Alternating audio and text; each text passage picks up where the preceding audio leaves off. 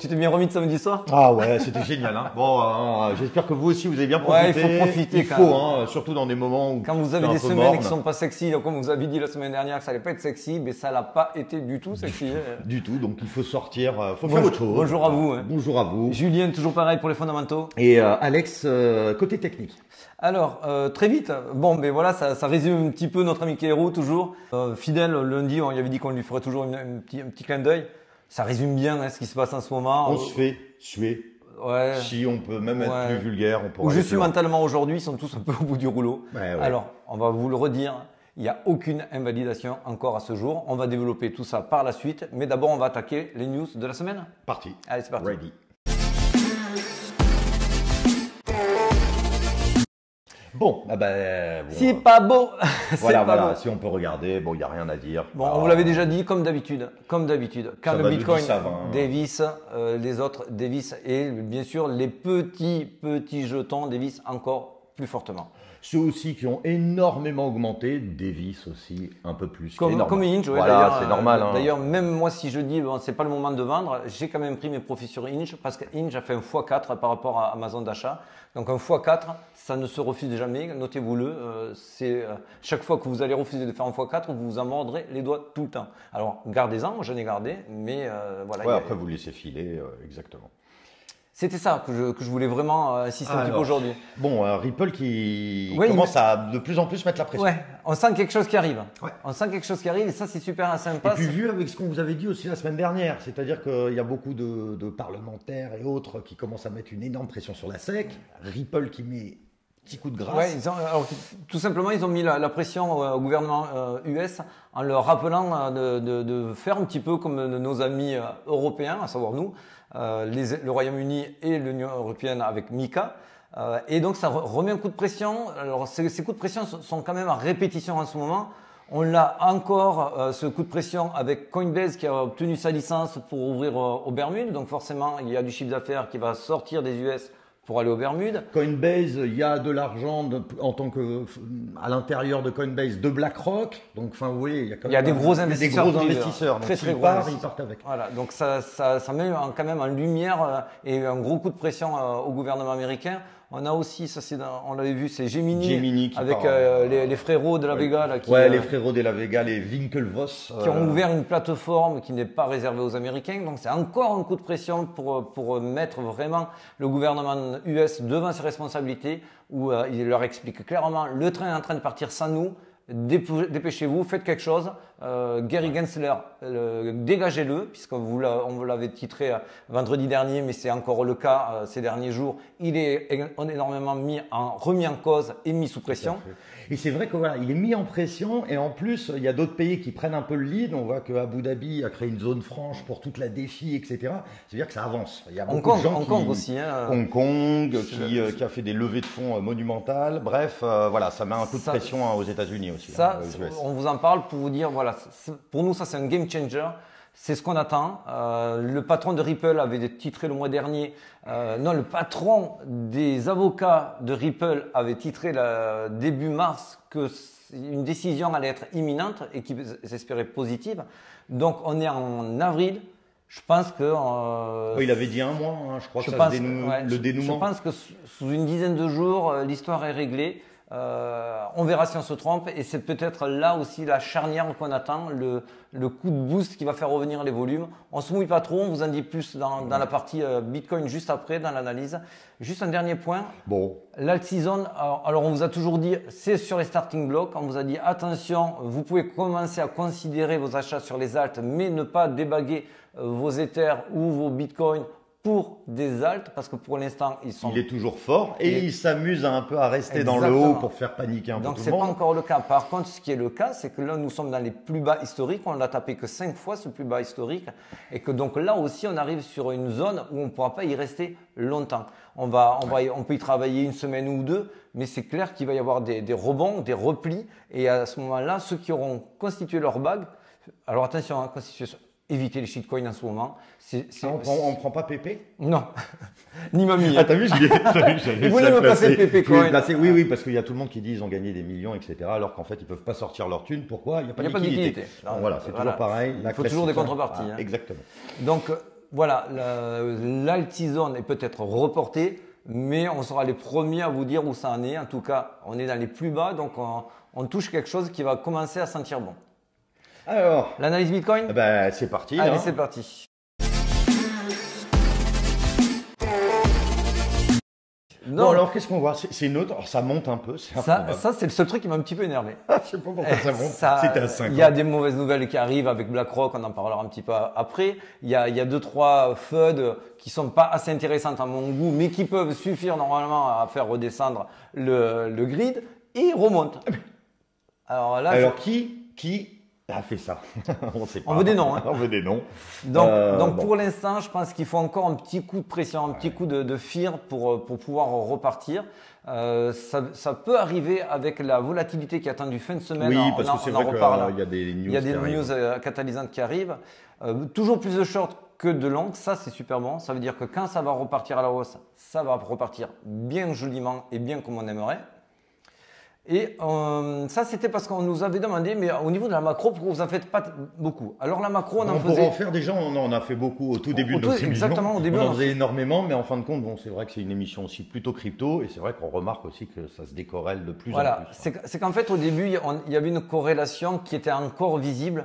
Et ce n'est plus du tout le cas depuis novembre, mais plus du tout le cas. Il y a des zones où ils se récupèrent et ils cèdent, parce qu'on va être franc, si le SP500 explose, ça veut dire qu'il y a de l'argent qui arrive dans les risques. Donc le Bitcoin va monter, donc là on pourrait dire oui, mais bon, il en profitera au travers. Ils sont liés. Voilà, exactement. Donc mais ça ne sera pas corrélé, ça veut dire que c'est pas parce que l'un va descendre que l'autre va monter. On l'a vu ces derniers jours. En revanche, c'est vrai qu'on est quand même sous résistance des 4002 et sur support. Et sur le support pour le dollar index. Le dollar index, lui, a un effet plus immédiat sur le Bitcoin. Ouais. Si lui il dévisse, le Bitcoin augmente puisque le Bitcoin est coté face au dollar. Oui, donc si le dollar baisse, le Bitcoin monte. Exactement. Il y a un côté mécanique là-dedans. Donc effectivement, là on est sur une période charnière, à savoir si ça rebondit ici et ici, bon, on va continuer à latéraliser ou descendre dans le scénario 2 qu'on vous avait présenté semaine dernière aux alentours des 25-26. Mais pour l'instant, on est quand même sur des supports assez forts pour l'un et résistance assez forte pour l'autre également. Et quand bien même pour le SP500, ce n'est pas l'alpha l'oméga. Pourquoi? Là, on vous l'a mis. Alors, avant de vous reparler du SP500, je vais l'enlever, mais c'était pour se faire mousser un petit peu quand même. Ça, c'était la fameuse charte qu'on vous avait mis, le AB égale CD. On l'avait mis en février. Et effectivement, vous voyez qu'on avait tapé l'objectif en fin mars. Et on l'avait publié ça début février. Donc, c'était quand même joli. Et on voulait le souligner. Et donc là, en gros, notre raisonnement nous amène on a du côté, à droite le SP500, donc les plus grosses valeurs américaines, or et Bitcoin. Si là on regarde vraiment, bon, voilà. Vous le voyez par vous-même. Hein. Voilà. On va pas faire long. Voilà. Vous voyez très bien qui est corrélé avec l'autre. Le SP500 non, l'or oui. Et pourquoi? Parce qu'on l'estime de plus en plus en valeur refuge, le Bitcoin, plus que le SP500. Surtout dans des moments d'indécision, de marché, de guerre et autres, forcément, les valeurs refuge montent. Forcément. Alors, pour l'instant, c'est que des constatations. On aura des validations plus tard pour la valeur refuge, mais c'est mieux que ce n'était le cas avant par rapport à la corrélation de l'or. On avait titré sur Twitter, d'ailleurs, merci, on a dépassé les 1000 sur Twitter. Merci beaucoup. D'ailleurs, c'est vrai, ceux qui viennent de Twitter, n'hésitez pas à vous abonner sur la chaîne YouTube. Bienvenue. Ça nous aidera à mieux être référencés. Vous ne raterez rien par la suite, ce qui est assez cool. Alors, ce tweet avait beaucoup plu parce qu'au bout d'un moment, j'étais un petit peu exaspéré. On parlait, oui, ça y est, des 10 000. Mais j'entends 10 000. Et c'est vrai qu'on en avait parlé. Si ça casse les 25, ça va à 10 000. Ah ben, si ça casse les 10 000, ça va à 0. non mais allons-y. Ouais. Bon, alors, je vous le redis. D'ailleurs, là, tout est dit. Une correction de 10% n'est pas un retournement de tendance, ni même 15, ni même 20%. Notez-le. Une baisse sans rebond n'est pas une distribution de fin de cycle. Quand on est en fin de cycle, il faut qu'il y ait une belle vague de rebond pour se dire « Ah, mais non, ça y est, on repart sur les ATH. » Forcément, pour bloquer tout le monde. Et ça bloque tout le monde. Et là, c'est la deuxième vague de distribution. Mais surtout, les volumes. Les volumes. Ils sont où? Il n'y a pas de volume. Alors, il n'y a pas de volume. Je vous en parle aussi des volumes. Là, ça va être la petite minute technique, mais elle est très intéressante. Semaine dernière, ça m'a bassiné, le RSI est à 70, ça va se retourner, le RSI est à 70, ça va se retourner. Alors, le marché ne se retourne pas parce que le RSI le dit. Le RSI, c'est un indicateur à l'instant présent. C'est un momentum. Donc, le RSI, il est calculé avec des zones de surachat et des surventes qui sont indexées sur les volumes. Donc, le premier truc que vous devez regarder avant de paniquer sur un RSI, même si cette fois-ci ça donne raison, effectivement le RSI était à 70 et effectivement il fallait y faire attention. Mais pourquoi il fallait y faire attention? Parce qu'il n'y avait pas de volume. Oui. Je vous donne le contre-exemple. Le contre-exemple, le RSI est au-dessus de 70, là c'était en 2017. Les volumes ne font qu'augmenter. Le RSI, il reste au-dessus des 70 pendant des mois, donc il va faire son ATH. Et puis là, on a vraiment bien pumpé, hein. On part de quasi 500 et on monte jusqu'à 2000. 2000. En 2019, pareil, le RSI ici, il est à 80. Les volumes ne font qu'augmenter et on a pumpé de 4000 à 16 000, à 14 000, bon bref, gros pump. Et le dernier ATH qu'on a fait, c'était pareil, là ça a duré de octobre 2020 jusqu'à février 2021 où le RSI était au-dessus de 70 et les volumes étaient en augmentation. Donc il faut vraiment faire attention plus au volume que au RSI. C'est vrai. Beaucoup, et on le fait tous, on regarde souvent son indicateur préféré, mais vraiment, c'est le plus important dans tout, c'est les volumes. S'il n'y a pas de volume, il n'y a personne. Voilà. Imaginez-vous une pièce, vous faites une fête. Qu'on soit clair, je ne dis pas que ceux qui disent le RSI à 70, il faut y faire attention, disent de la merde, loin de là. Je dis juste, si vous ne le mettez pas en fonction de vos volumes, vous ne comprenez pas réellement ce qui se passe. Parce que moi, si on me dit « Ah, le RSI est à 70, il faut vendre », je ne comprends pas pourquoi. Par contre, si on me dit « Il y a une baisse des volumes », mais pourquoi il y a une baisse de volume?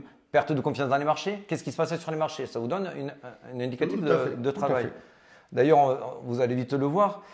Ici, hein, les volumes, c'est catastrophique. Une chute comme ça, moi perso, j'en ai rarement vu. On revient en bière. Quasiment, au niveau des volumes du beer market. Niveau du beer, pas un beer market, attention. Oui. C'est aussi d'autant plus compréhensible que le dernier pump qu'on a eu assez important, qui est passé de 28 à 31. Sans volume. Sans volume non plus. Donc ça veut dire quoi? C'est jamais bon. Ça veut dire qu'il y a eu peu d'acheteurs qui sont arrivés avec leur gros portefeuille. Donc ça montait tout seul parce qu'il n'y a personne. Il n'y a personne en face et du coup, c'était très facile de faire monter le cours. Pas eu de copains boules qui reviennent pour renvoyer la mèche verte. Exactement, ça attirait personne. Les médias ont titré, mais c'était pas assez massif, c'était pas assez mûr. Surtout que les US sont encore très frileux. Ça, on en reparle juste en suivant. Donc, qu'est-ce qui s'est passé? C'est un petit peu, tu sais ce que je te disais en off. Vous prenez un match de rugby ou de foot, pour ceux qui aiment le foot. J'aime les deux, qu'on n'aille pas se fâcher. Mais vous avez 15 joueurs de chaque côté pour le rugby. Hein. Si vous avez 15 acheteurs face à 15 vendeurs, s'il y a un des acheteurs qui se blesse, vous pouvez continuer le match. Il va y avoir encore débat et il va y avoir des prix qui vont se donner la part belle. En revanche, si vous n'avez plus, par exemple, un double de tennis, vous avez deux acheteurs face à deux vendeurs, et si vous avez l'acheteur qui se blesse, le match il est plié. C'est fini, il n'y a plus de match. Bon, et bien là, qu'est-ce qui s'est passé quand les acheteurs ont décidé de ne plus acheter? En face, il n'y avait personne. Il y avait quelques vendeurs qui maintenaient le truc et les vendeurs ont pris l'assaut. On pris l'assaut très facilement, on fait descendre le cours. Donc, ce n'est pas un renversement de tendance. Un renversement de tendance, c'est on pourrait le dire s'il y a un renversement de tendance, mais alors montrez-nous des volumes. Exactement. S'il y a du volume, là, ok, il n'y a pas de problème. Mais là, c'est pas le cas. Là, en plus, on est dans le cas où on vous a déjà expliqué, on est entre le flux 2 et le flux 3. Il y a toujours des corrections, comme on l'a eu entre le flux 1 et le flux 2, qui était d'ailleurs bien plus sauvage. On est passé de 25 à 20. Au niveau de la violence, on était sur quasiment 30%. Là, on est à 10%. Donc, calm down. Et ce qu'on se dit souvent, on aimerait bien voir que ça monte tout en flèche. Mais si vous regardez, depuis que le Bitcoin a été créé, vous allez sur TradingView, vous regardez toutes les montées, elles ne se font pas comme ça. Hein. Non, il y a toujours des petites corrections, etc., qui font que ça fait paniquer, qu'il y a des gens qui vendent, etc. Sinon, tout le monde aurait du Bitcoin depuis 2013. Hein. On revient sur le scénario 1. Le scénario 1, alors on s'était quitté vendredi, il y avait cette zone-là et cette zone-là, c'est-à-dire que toutes les personnes qui étaient rentrées en acheteuses ici et ici ont été sorties avec leur stop loss. On a méché pour sortir cette mèche ici aussi, donc on est en pile entre le scénario 1 et le scénario 2. Et le scénario 2, lui, nous fait aller un poil plus bas et irait chercher ici cette zone-là. Donc, grosso modo, ça se joue à ça.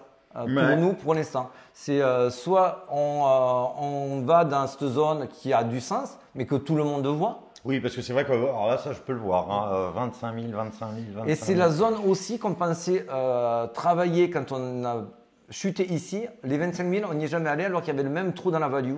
On n'y est jamais allé. Alors qu'il y avait aussi une zone d'imbalance, on n'y est pas allé. Donc, moi, je vous dis très franchement, je ne sais pas si on va aller attaquer ce creux ou pas. Et moi, je vais même vous dire, je m'en fiche. Oui, et je m'en fiche, parce qu'en fin de compte, on est là quand même pour le long terme, on n'est pas sur un coup par coup. Si vous nous avez suivis, vous n'êtes pas surexpositionné, vous avez remonté vos stop loss, vous devez être à break-even depuis longtemps, puisqu'on vous dit quand même la hausse où elle est depuis très longtemps.